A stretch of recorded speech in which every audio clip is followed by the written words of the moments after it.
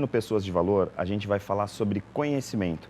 Muitas vezes a gente ouve falar de conhecimento, habilidade e atitudes, aquele tripé do chá, né, principalmente no meio empresarial.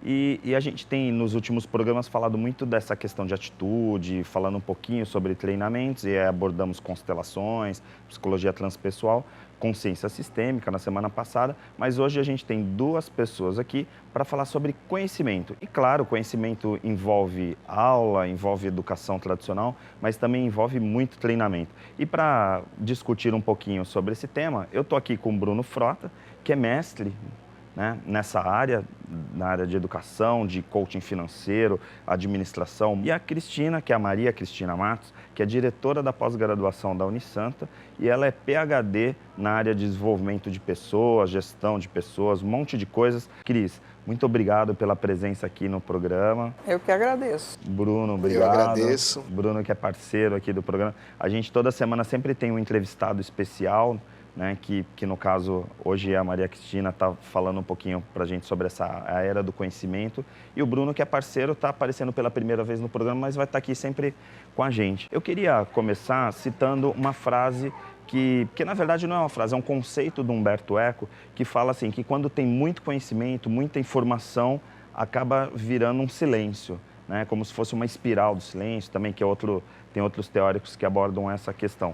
Realmente, o conhecimento, por conta da velocidade da internet, ele está se perdendo, Cris? Eu acredito que o conhecimento ele não está se perdendo, até porque ele aqui no Brasil ele é relativamente novo, essa era da informação e do conhecimento.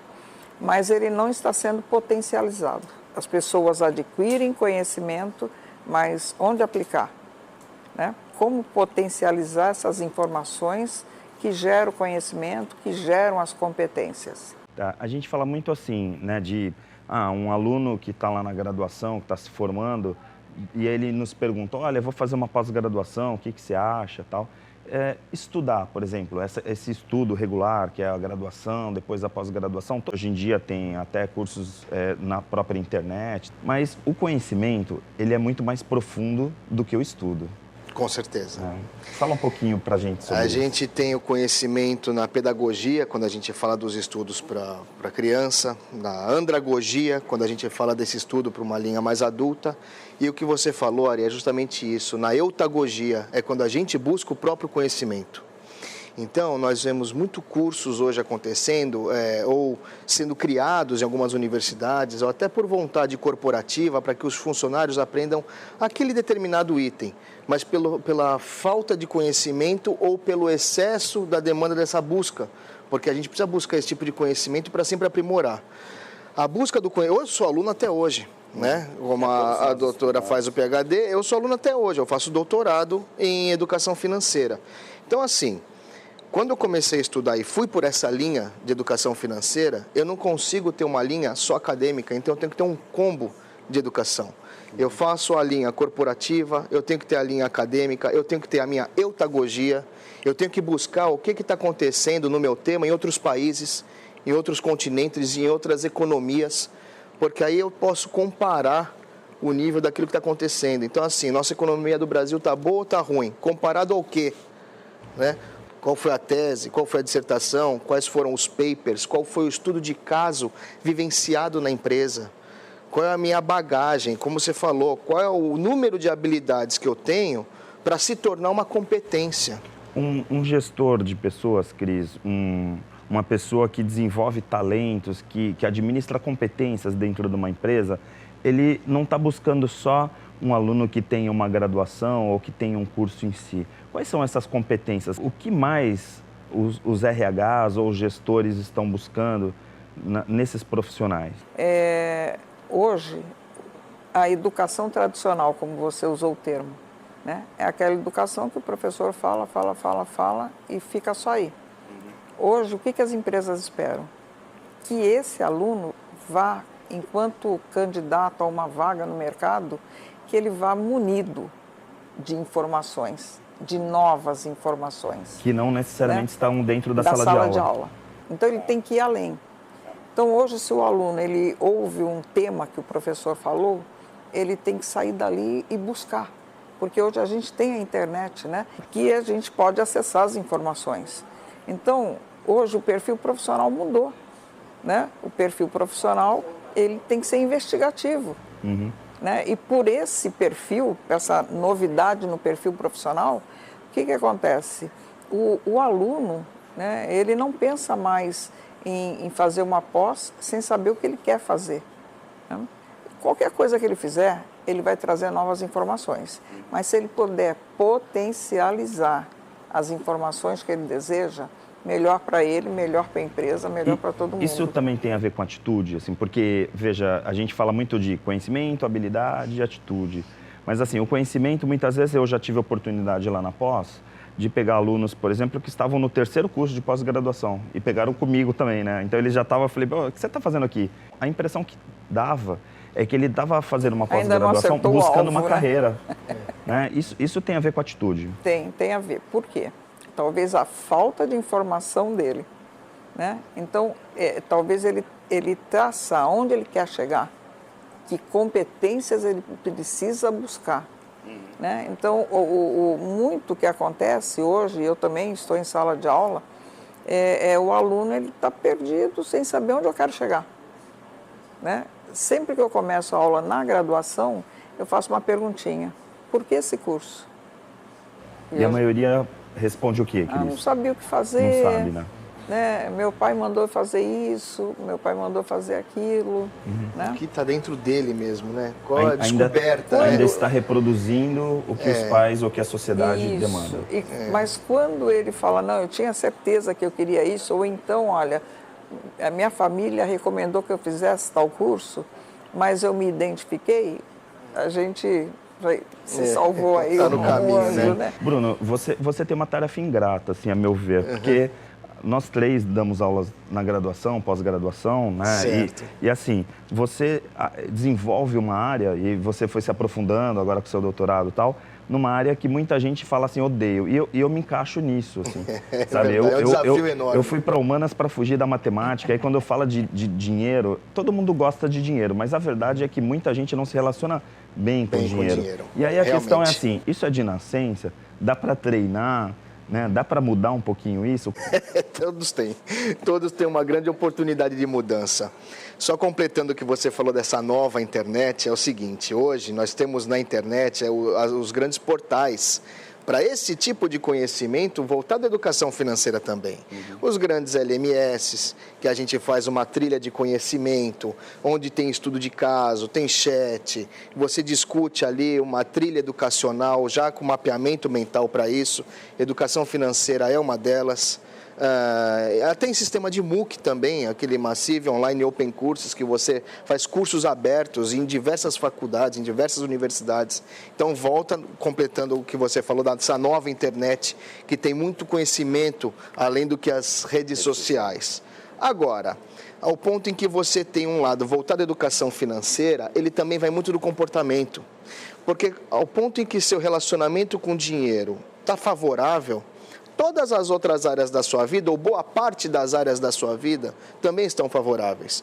A relação no trabalho, a relação amorosa, a relação com família, o seu entretenimento, né, o seu provisionamento. Quando a gente fala de educação financeira, teu provisionamento sempre tem que ser a curto, médio e longo prazo.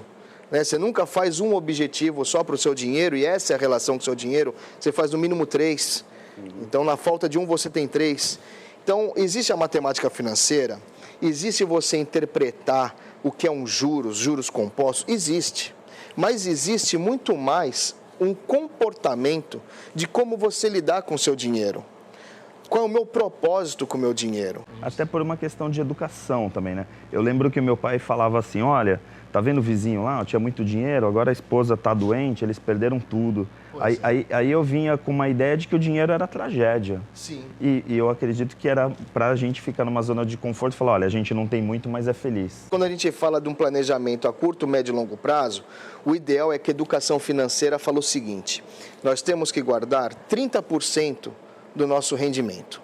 Então é o seguinte, 50% do nosso rendimento é para pagar as dívidas fixas. Entenda as dívidas fixas e variáveis, certo? As nossas contas do dia a dia. 20% a gente precisa deixar para o lazer mesmo. né?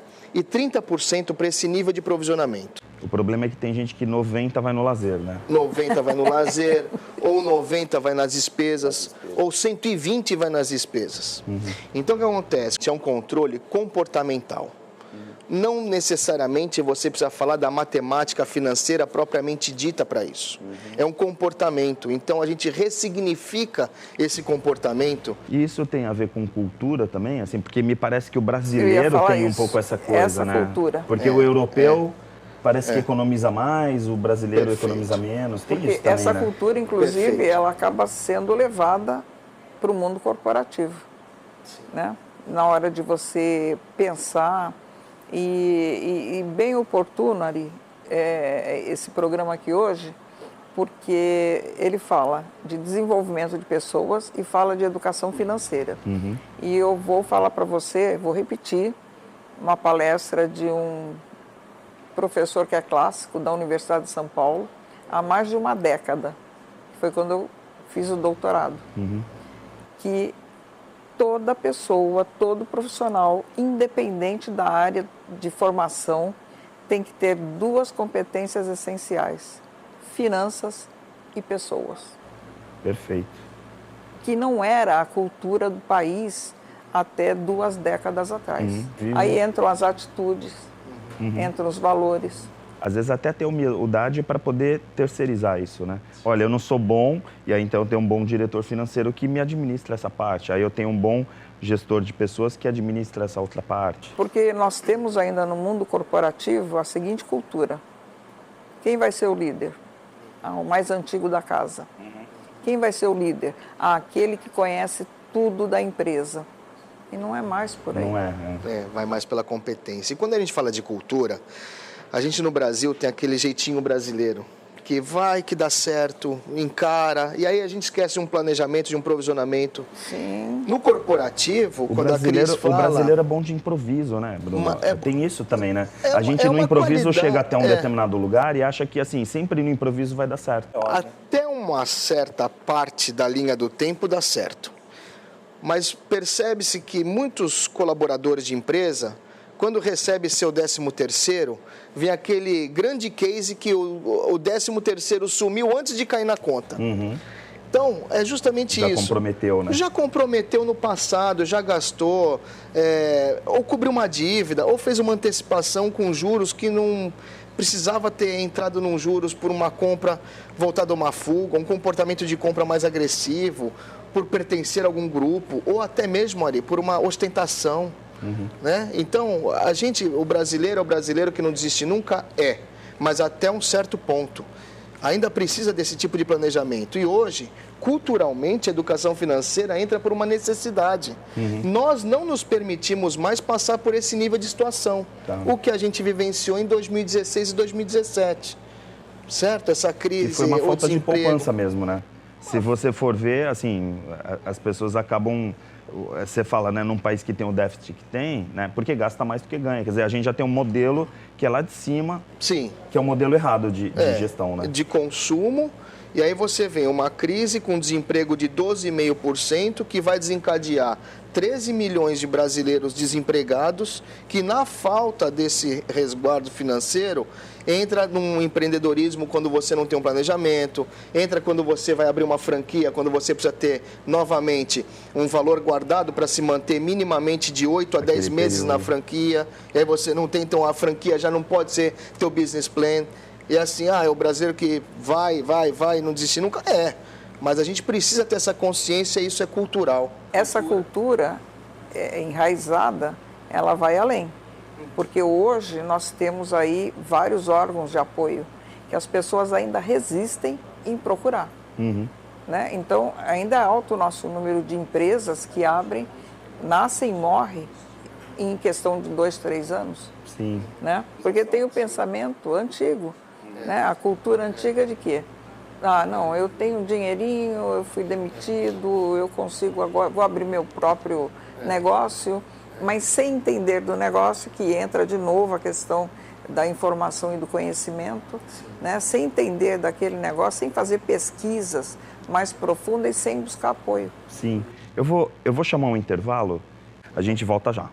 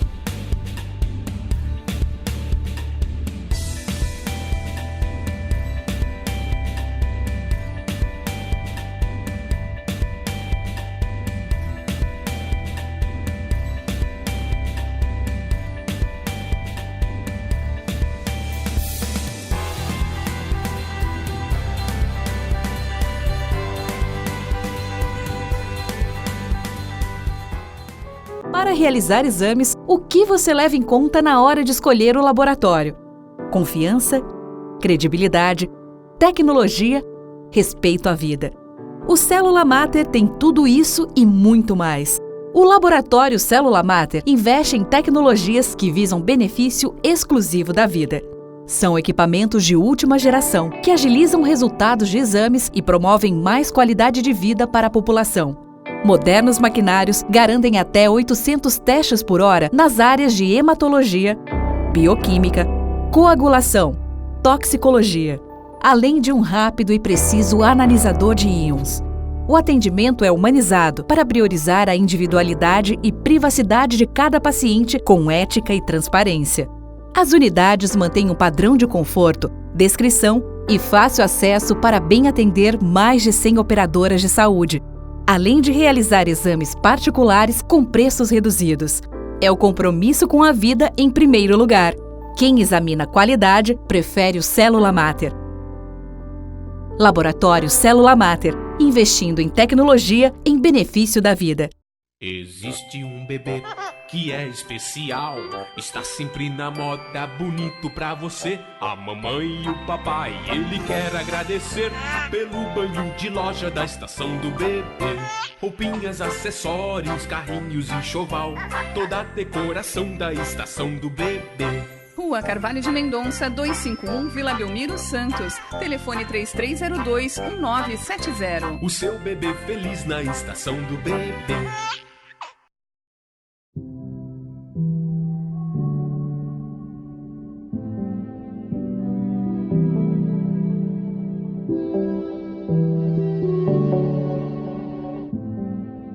Gente, é uma coisa fabulosa. Você aprende muita coisa e passa a conhecer você com muito mais clareza, teus potenciais, aonde você consegue atingir, tá? Você sinceramente parte para um sucesso pessoal, olha, gente, é uma delícia. Você viaja, você vê coisas que você nunca imaginou na vida.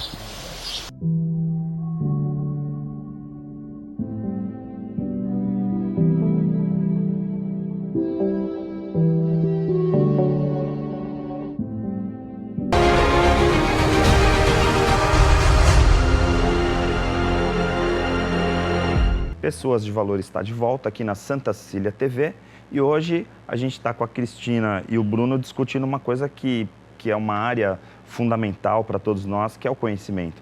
E eu queria provocar um pouquinho vocês, agora no segundo bloco, falta para o brasileiro, de forma geral, assim, claro, a gente não gosta de generalizar, mas vejam a pergunta, falta para o brasileiro em relação aos europeus, ao próprio americano, organização e disciplina para fazer as coisas funcionarem, Bruno?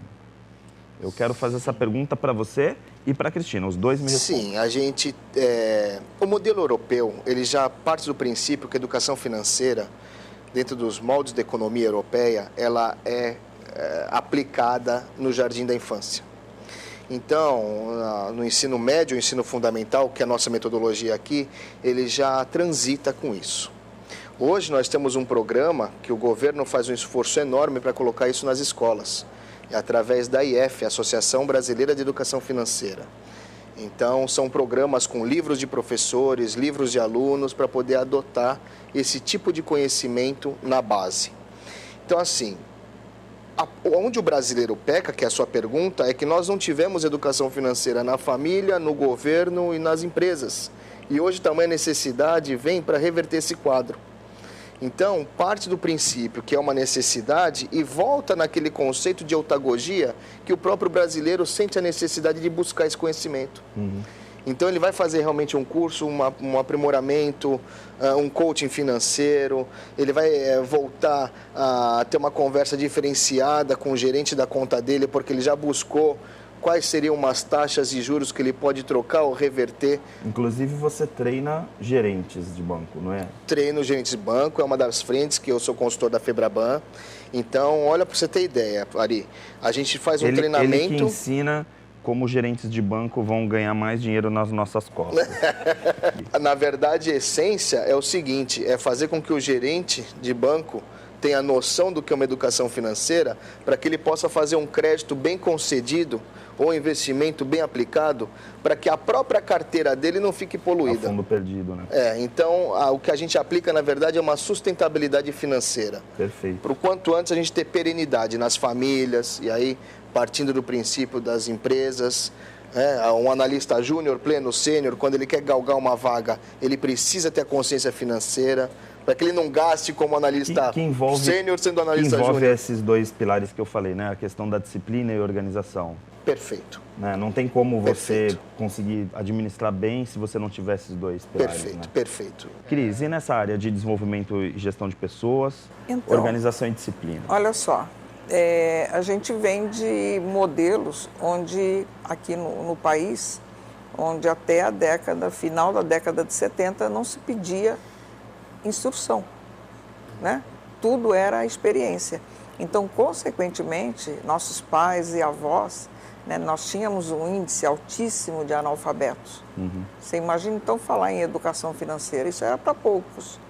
Né? Os poucos estão aí, mantendo a sua riqueza. E gente que construiu um patrimônio sem essa formação toda. Isso, exato. Mas só que esse sofrimento, esse desgaste, né? Então, os pais hoje passam para os filhos, meu filho, economiza um pouco, da forma deles, na linguagem coloquial deles, mas já ensinam.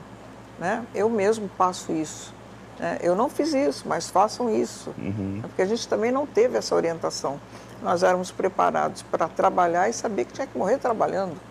Né? Se você não vem de uma família consistente financeiramente. Né?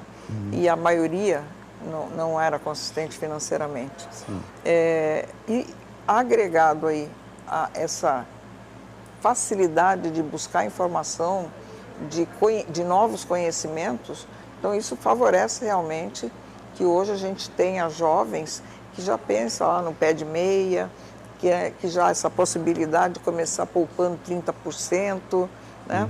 Se chegar na nossa idade aqui, então já tem que, pelo menos 10% tem que a gente já também não tem essa longevidade, né?